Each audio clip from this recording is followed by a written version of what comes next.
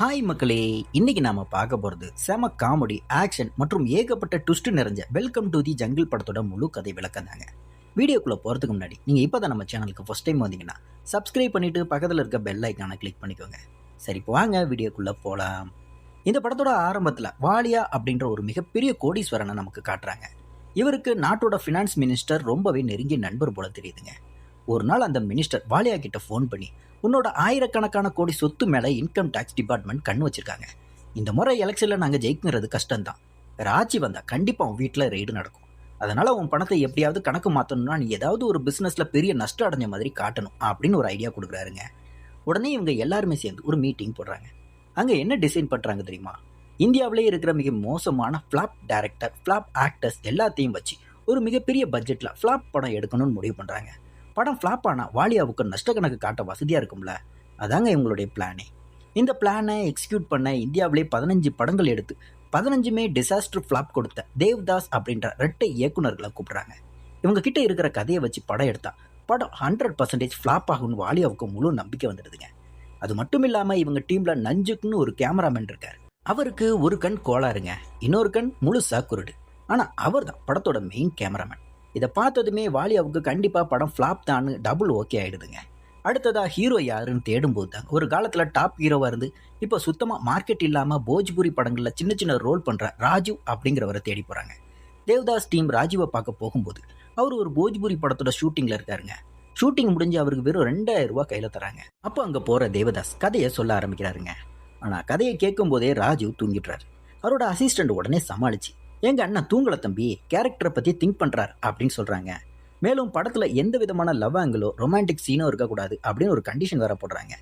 ஏன் இந்த கண்டிஷன் அப்படின்னு சொல்லி விசாரிக்கும் போது தாங்க ஒரு குட்டி ஃப்ளாஷ்பேக்கை நமக்கு காட்டுறாங்க. 5 வருஷத்துக்கு முன்னாடி ராஜு நாடியா அப்படின்ற பொண்ணை உருகி உருகி காதலிச்சிருக்காரு. ஆனால் ராகி அப்படிங்கிற இன்னொரு பொண்ணு ராஜுவை ஒன் சைடாக லவ் பண்ணிச்சுங்க. ஒரு சின்ன தப்பான புரிதல்னால ராஜு தன்னை ஏமாத்துறதா நினச்சி நாடியா பிரேக்கப் பண்ணிட்டு போயிட்டா. அதுல இருந்து ராஜீவ் படத்தில் லவ் சீன்ஸ் நடிக்கிறதே கிடையாதுங்க. அசிஸ்டன்ட் இந்த கதையெல்லாம் சொல்லி முடிக்கும் போது ராஜீவ் முடிச்சிடுறாருங்க. இப்போ சம்பள பேச்சுவார்த்தை நடக்குது. ராஜீவ் சைக்கிளை 50 அப்படின்னு சொல்றாருங்க. ஆனால் அவர் மனசுல நினைச்சது 50 லட்சம். ஆனால் அசிஸ்டன்ட் நினைச்சது 500 ரூபா அப்படின்னு. ஆனால் அங்கிருந்த வாலியாவோட மகள் ஜெனி இருக்கா பாருங்க, ஓகே நாங்கள் உங்களுக்கு 50 கோடி தரோம் அப்படின்னு சொல்லி அதிர்ச்சி கொடுக்குறாங்க. இதை கேட்டு ஷாக் ஆன ராஜீவ் உடனே பேராசையில் படம் ஆரம்பிக்கிறதுக்கு முன்னாடி 50 கோடி, ஷூட்டிங் நடக்கும்போது 50 கோடி, படம் முடிஞ்சதுக்கப்புறம் 50 கோடி வேணும் அப்படின்னு பிட்ட போடுறான். ஜெனியும் அசால்ட்டா சரி மொத்தமாக 200 கோடியா வச்சுக்கோங்க அப்படின்னு சொல்லி அட்வான்ஸ் செட்டில் பண்ணுறாங்க. இன்னொரு பக்கம் டேரக்டர்ஸான தேவதாஸை ரோமியோ அப்படின்ற ஒரு பெரிய டானோட ஆளுங்க கடத்திட்டு போகிறாங்க. ஏன்னா தேவதாஸ் அவங்க கிட்ட 7.5 லட்சம் ரூபா கடன் வாங்கிட்டு இருப்பாருங்க. அங்கே போனதுக்கு அப்புறம் தான் நமக்கே தெரிய வருது, இந்த ரோமியோவும் அவரோட தம்பி அண்ணாவும் நம்ம பழைய உதய் மஜ்னுபாயோட தம்பிக அப்படின்னு. மஜ்னுபாய்க்கு எப்படி பெயிண்டிங் மேலே பைத்தியமோ அதே போல் ரோமியோவுக்கும் பெயிண்டிங்னா உயிருங்க. குதிரை மேலே கழுதை மேலே இருக்கிற மாதிரி ஒரு பெயிண்டிங் வரைஞ்சி வச்சிருப்பார். இப்போ இவங்களுக்கு தேவதாஸ் படம் எடுக்கிற விஷயம் தெரிய வருது. எங்களுக்கு காசு வேண்டாம், நாங்கள் அவங்க படத்தில் மெயின் ரோலில் நடிக்கணும் அப்படின்னு மிரட்டுறாங்க. தேவதாஸும் சரி, ஆனால் நீங்கள் டான்னு படக்குழுவில் யாருக்குமே தெரியக்கூடாது அப்படின்ற கண்டிஷனோட அவங்கள படத்துக்குள்ளே சேர்த்துக்கிறாங்க. படத்தோட ஓப்பனிங் பூஜை பிரம்மாண்டமாக நடக்குதுங்க. வாலியாவோட மக ஜெனி தான் படத்தோட ஹீரோயின். இன்னொரு பக்கம் ஹீரோயினா ராஜீவோட முன்னாள் காதலி நாடியாவும் வந்து நிற்கிறாங்க. அவளை பார்த்ததுமே ராஜு செம அப்செட் ஆயிடுறாரு. இது ஒரு ஆர்மி படம் அப்படிங்கிறதுனால எல்லா ஆக்டர்ஸுக்கும் ட்ரைனிங் கொடுக்க தேஜா அப்படின்ற ஒரு ரொம்ப ஸ்ட்ரிக்டான லேடி ஆஃபீஸரை போடுறாங்க. அவங்க எல்லாரையும் போட்டு வறுத்து எடுக்கிறாங்க. ஆனால் இந்த கஷ்டமான ட்ரைனிங் மூலமாக இந்த ஃப்ளாப் ஆக்டர்ஸ் எல்லாருமே நிஜமான ரொம்ப ஸ்ட்ராங் ஆகுறாங்க. ஷூட்டிங் ஆரம்பிச்சதுமே ராஜு கேமராவை கவர் பண்ண செம மாசா ஸ்டண்ட் பண்ணுறாருங்க. இதை பார்த்து பொறாமப்பட்ட அண்ணா எனக்கும் ஹெலிகாப்டரில் தொங்குற சீன் வேணும் அப்படின்னு அடம் பிடிச்சு தொங்குறாருங்க. ஆனால் அவருக்கு இருக்கிற உயர பயத்தால் அலறி அடிச்சு கீழே இறங்குறாருங்க. இன்னொரு பக்கம் கதைப்படி ஹீரோ நடு படத்தில் சாகணும். ஆனால் ராஜீவ் நான் சாக மாட்டேன், சாவுலே மாஸ்க் காட்டுவேன் அப்படின்னு சொல்லி சாகாமலே சீன் ஓட்டுறாருங்க. இப்படி ஷூட்டிங் போயிட்டு இருக்கும்போது தாங்க வாலியா வீட்டுக்கு திடீர்னு ஐடி ரெய்டு வந்து அவரோட சொத்து எல்லாத்தையுமே சீஸ் பண்ணிடுறாங்க. வாலியா இப்போ நடுத்தெருவுக்கு வந்து பிச்சைக்காரன் ஆயிடுறாருங்க. உடனே வாலியா தன் மேனேஜர் துபேக்கு கால் பண்ணி, டேய் நான் திவால் ஆகிட்டேன்டா, இனிமே எனக்கு ஃப்ளாப் படம் வேண்டாம், எப்படியாவது இந்த படத்தை ஒரே நாளில் முடிச்சு ஒரு சூப்பர் ஹிட் படமாக ரிலீஸ் பண்ணுங்க, என்னை கோடீஸ்வரனா ஆக்குங்க அப்படின்னு சொல்லி கதறாருங்க. டைரக்டர் தேவதாஸ் அதிர்ந்து போகிறார். ஏன்னா படம் வெறும் 10% தாங்க முடிஞ்சிருக்கு. ஆனால் வாலியாவோ ஒரே நாளில் முடிக்க சொல்கிறார். அதுவும் கூட இருக்கிற ஆக்டர்ஸ் எல்லாருமே ஒரே ஒரு ரகம் தாங்க. காசுக்காக எல்லாருமே அடிச்சுக்க ஆரம்பிக்கும் போது தேவதாஸ் சமாதானம் செஞ்சு நாம் 24 மணி நேரத்தில் ஒரு ரியல் லொக்கேஷனில் வச்சு படத்தை முடிக்க போகிறோம் அப்படின்னு கூட்டிகிட்டு போகிறாருங்க. அவங்க போகிற கிராமத்தோட பேர் தாங்க ஆசாத் கஞ்ச். இது இந்தியா பாகிஸ்தான் பார்டரில் இருக்கிற ஒரு ஆபத்தான கிராமம்.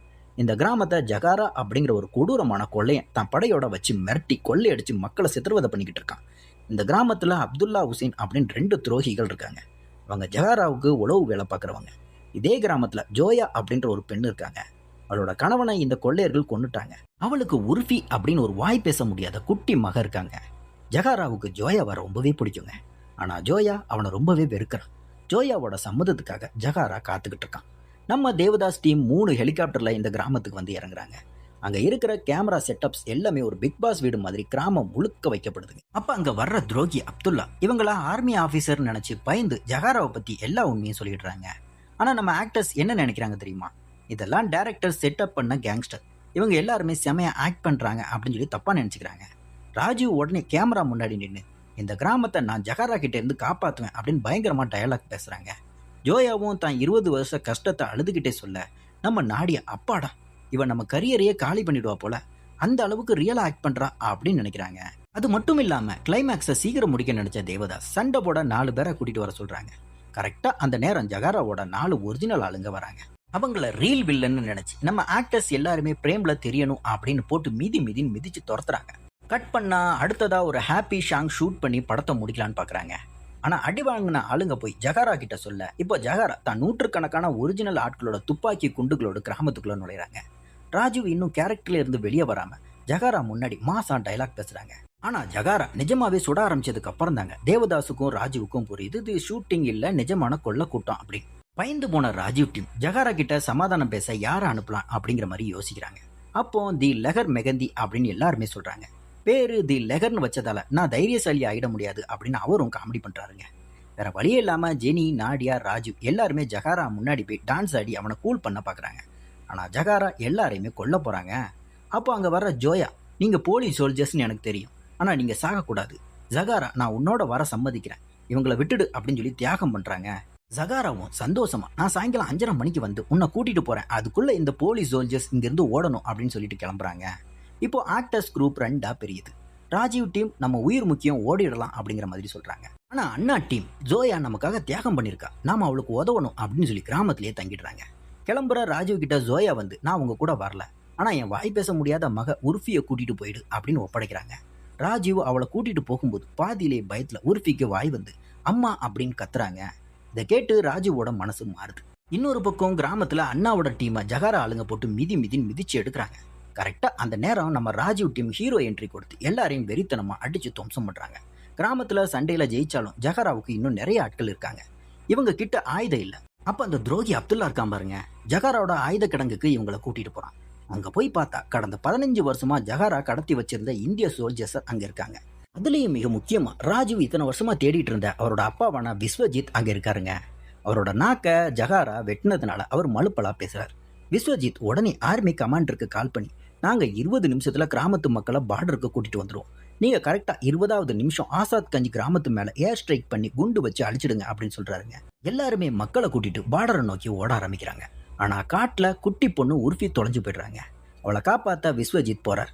அங்க ஜகாரா வந்து விஸ்வஜித்தை தாக்குறான். விஸ்வஜித் உர்ஃபியை பார்டருக்கு ஓட சொல்லிட்டு ஜகாராவோட பயங்கரமா சண்டை போட்டு அவனை வீழ்த்துறாரு. மக்கள் எல்லாருமே பார்டரை தாண்டதுமே ஆர்மி சொன்னபடி ஆசாத் கஞ்சி கிராமத்து மேல குண்டுகளை வீசி மொத்தமா வெடிக்க வைக்கிறாங்க. கிராமமே தரமட்டமாகுதுங்க. தான் அப்பா இறந்துட்டாருன்னு நினைச்ச ராஜீவ் கதறி அழுகிறார். ஆனா செம மாசா புகைக்கு நடுவுல இருந்து அவரோட அப்பா விஸ்வஜித் நடந்து வராருங்க. வந்து ஒரு பாக்க வாயில போட்டு மெல்றாருங்க. என்ன ஆச்சரியம், அவரோட கொன்னல் பேச்சு மறைஞ்சி குரல் அப்படியே கம்பீரமா மாறுதுங்க. எல்லாருமே கைத்தட்டி சந்தோஷப்படுறாங்க. அப்போ அங்க வர்ற ஆர்மி கர்னல், ஏன்பா விஸ்வஜித் பார்க்க துப்பிட்டு பேசுப்பா, அதுதான் குட் மேனஸ் அப்படின்னு சொல்றாருங்க. உடனே விஸ்வஜித் பார்க்க துப்ப மறுபடியும் பழையபடி கொன்னல் பேச்சுக்கே போயிடுறாருங்க. அப்படியே ஒரு காமெடியோட இந்த படத்தை இங்க முடிக்கிறாங்க. இந்த செம காமெடி அண்ட் ஆக்ஷன் படத்துக்கு நீங்க 10க்கு எத்தனை ஸ்டார் கொடுப்பீங்கன்னு கீழே இருக்கிற கமெண்ட் பாக்ஸ்ல மறக்காம சொல்லுங்க. இந்த வீடியோ உங்களுக்கு பிடிச்சிருந்துச்சுன்னா லைக் பண்ணுங்க, உங்க ஃப்ரெண்ட்ஸுக்கு ஷேர் பண்ணுங்க. இதே மாதிரி ஒரு சூப்பரான கதையோட அடுத்த வீடியோ உங்களை சந்திக்கிறேன். அது வரைக்கும் டாடா, பை பை.